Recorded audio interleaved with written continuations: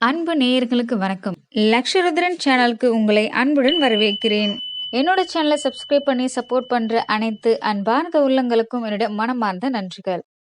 இந்த பதிவில் நாம் பார்க்க போவது இந்த 2026ஆம் ஆண்டு ஆடிப்பெருக்கு என்னைக்கு வருது, தாலி கயிறு மாற்ற உகந்த நல்ல நேரம் எது, வீட்டில் எளிய முறையில் பூஜை செய்வது எப்படி, ஆடிப்பெருக்கு அன்னைக்கு தவறாம செய்ய வேண்டியவை மற்றும் எக்காரணத்தை கொண்டும் செய்யக்கூடாத தவறுகள் என்னென்ன, இந்த ஆடிப்பெருக்கு எந்த ராசினருக்கு யோகம் தரும், இதை பற்றி தான் இந்த பதிவில் மிக விரிவாக பார்க்க போகிறோம்.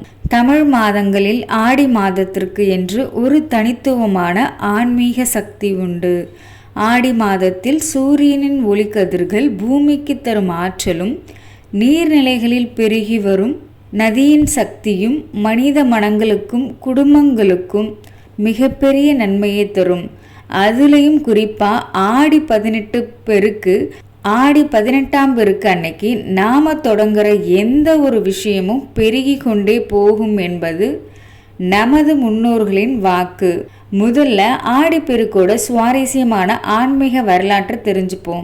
அகத்திய முனிவரின் கமண்டலத்தில் இருந்த காவிரி நீரை விநாயக பெருமான் காக்கை வடிவில் வந்து கவிழ்த்த கதையை நாம் கேட்டிருப்போம்.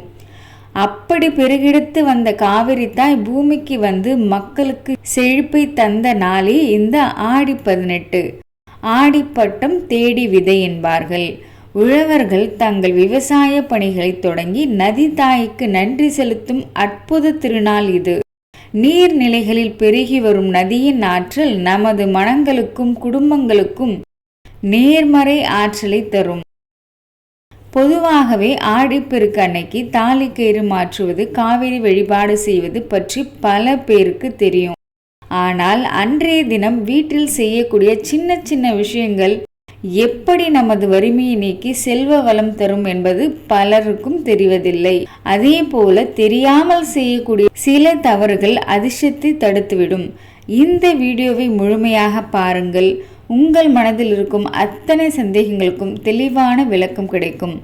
வாங்க வீடியோக்குள்ள போகலாம். 2026ஆம் ஆண்டின் ஆடிப்பெருக்கு ஆகஸ்ட் மாதம் 3ஆம் தேதி திங்கட்கிழமை அன்று வருகிறது. திங்கட்கிழமை என்பது பார்வதி தேவிக்கும் சிவபெருமானுக்கும் உகந்த நாளாகும். தாலிக்கயிறு மாற்ற உகந்த நேரங்கள்: திங்கட்கிழமை காலை வேளையிலே தாலிக்கயிறு மாற்றுவது மிக மிக விசேஷம்.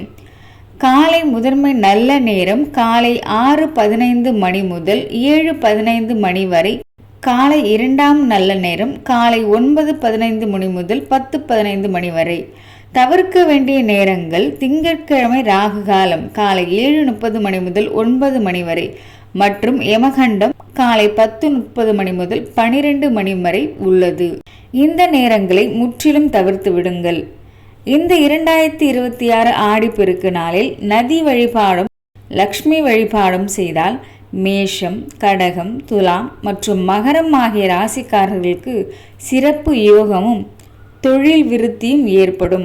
மற்ற ராசினருக்கும் குடும்பத்தில் அமைதியும் செல்வ வளமும் பெருகும். ஆடிப்பெருக்கன்று சிறப்பு நைவேத்தியங்கள்: அன்றைய தினம் காவிரி தாய்க்கு படைக்க 5 வகை சாதங்கள் செய்வது சிறப்பு. சர்க்கரை பொங்கல் அல்லது பாயாசம், இது இனிமையான விழாவிற்கு. தேங்காய் சாதம், இது குடும்ப ஒற்றுமைக்கு. எலுமிச்சை சாதம், இது திருஷ்டி நீங்க. புளியோதரை ஆரோக்கியத்திற்கு. தயிர் சாதம் மன அமைதிக்கு. இவற்றை வாழை இலையில் படைத்து காதோலை, கருகமணி, மஞ்சள், குங்குமம் வைத்து வழிபாடு செய்ய வேண்டும். இப்போது பார்க்க போவது தாலிக்கயிறு மாற்றும் முறை மற்றும் சொல்ல வேண்டிய மந்திரம். பூஜை முடிந்ததும் நல்ல நேரத்தில் தாலிக்கயிறு மாற்ற வேண்டும். கணவர் அருகில் இருந்தால் அவர் கையால் புதிய தாலிக்கயிற்றை கட்டி கொள்ளலாம் அல்லது வீட்டில் உள்ள மூத்த சுமங்கலி பெண்களின் கைகளால் ஆசி பெற்று மாற்றிக்கொள்ளலாம். சொல்ல வேண்டிய எளிய மந்திரம் அல்லது பிரார்த்தனை: புது தாலிக்கயிறு கட்டும்போது மனதிற்குள் இந்த எளிய வரிகளை சொல்லுங்கள். மாங்கல்யம் தந்துனானேன மம ஜீவன ஹேத்துனா கண்டே பத்தாமி சுபகே தவம் ஜீவா சரதாம். மந்திரம் தெரியாதவர்கள் அம்பிகையை என் கணவருக்கு நீண்ட ஆயுளையும் என் குடும்பத்திற்கு தீர்க்க சுமங்கலி பாக்கியத்தையும் தந்தருளுவாய் என்று மனதார பிரார்த்திக்கலாம். முக்கிய குறிப்பு என்னவென்றால், பழைய கயிற்றை கழட்டுவதற்கு முன்பே புதிய கயிற்றை கழுத்தில் கட்டிக்கொள்ள வேண்டும். கழுத்து எப்போதுமே வெறுமையாக இருக்கக்கூடாது. யாரெல்லாம் தாலிக்கயிறு மாற்ற தவிர்க்க வேண்டும்? கர்ப்பிணி பெண்கள். கர்ப்பகாலத்தில் தாலிக்கயிறு மாற்றுவதை தவிர்ப்பது மரபு. மாதவிடாய் காலத்தில் உள்ளவர்கள். தீட்டு நாட்கள் முடிந்த பிறகே செய்ய வேண்டும்.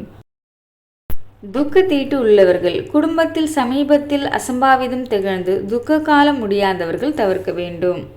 ஆடிப்பெருக்கு நாளன்று நாம தவறாமல் செய்ய வேண்டிய முதன்மையான விஷயங்களை பற்றி பார்ப்போம். நீர்நிலை மற்றும் கலச வழிபாடு.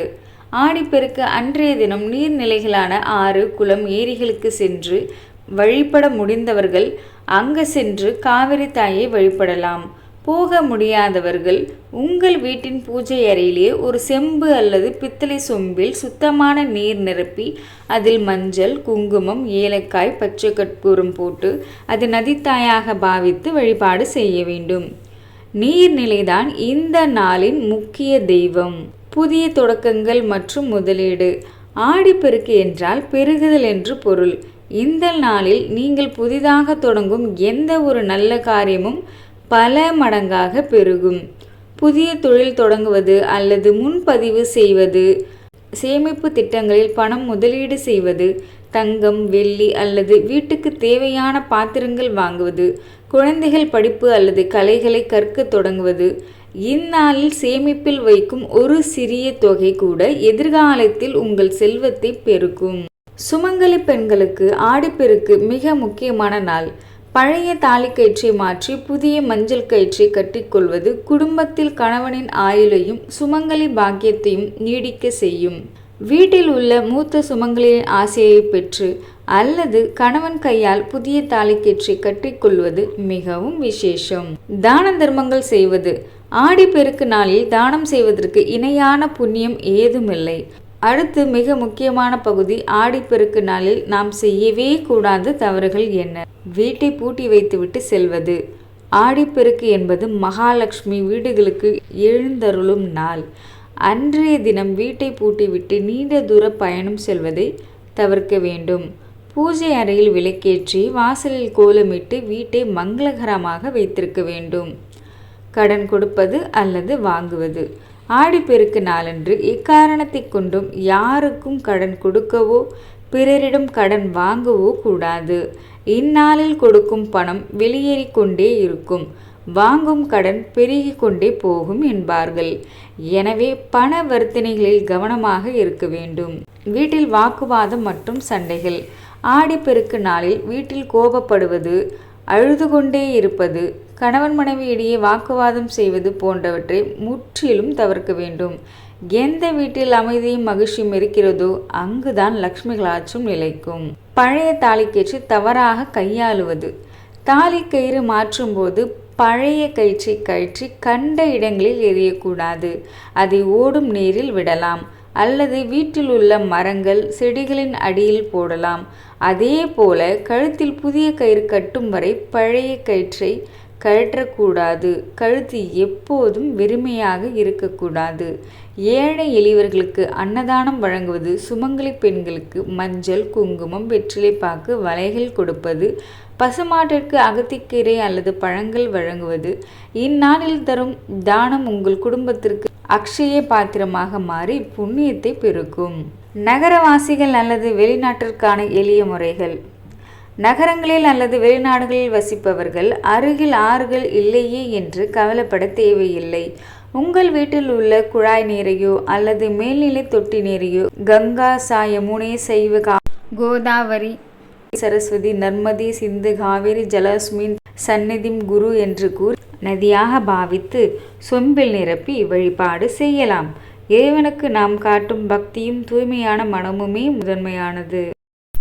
ஆடிப்பெருக்கு என்பது வெறும் வழக்கமான ஒரு பண்டிகை மட்டுமல்ல, அது இயற்கையோடு இயந்து நமக்கு வாழ்வளிக்கும் நதிகளுக்கும் குடும்பத்தை காக்கும் அம்பாளுக்கும் நன்றி செலுத்தும் ஒரு ஆன்மீக திருவிழா. இன்றைய பதிவில் ஆடிப்பெருக்கு நாளில் செய்ய வேண்டிய நன்மைகள் மற்றும் தவிர்க்க வேண்டிய தவறுகளை பற்றி மிக விரிவாக பார்த்தோம். நாம் பார்த்த எளிய பூஜை முறைகளையும் சாஸ்திர விதிகளையும் பின்பற்றி வீட்டில் மகாலட்சுமியின் அருளை பெறுங்கள். புதிய மங்களகரமான தொடக்கங்கள் உங்கள் குடும்பத்தில் சகல ஐஸ்வர்யங்களையும், கணவருக்கு நீண்ட ஆயுளையும், மாறாத மகிழ்ச்சியும் கொண்டு சேர்க்கட்டும். இந்த தகவல்கள் உங்களுக்கு மிகவும் பயனுள்ளதாக இருந்திருக்கும் என்று நம்புகிறேன். வீடியோ பிடித்திருந்தால் மறக்காமல் லைக் செய்து உங்கள் நண்பர்களுக்கும் உறவினர்களுக்கும் ஷேர் பண்ணுங்கள். உங்களுடைய சந்தேகங்கள் அல்லது கருத்துக்களை கீழே உள்ள கமெண்ட் செக்ஷனில் என்னோடு பகிர்ந்து கொள்ளுங்கள். இதுபோல பல சுவாரஸ்யமான ஆன்மீக மற்றும் பாரம்பரிய தகவல்களுக்கு நம்ம சேனலை சப்ஸ்கிரைப் பண்ணி மறக்காமல் பெல் ஐக்கானை கிளிக் பண்ணிக்கோங்க. காவிரி தாயின் அருளோடு உங்கள் வீட்டில் எல்லாம் பெருகட்டும். அனைவரது வாழ்விலும் நல்லதே நடக்கட்டும். நன்றி, வணக்கம். தேங்க்ஸ் ஃபார் வாட்சிங்.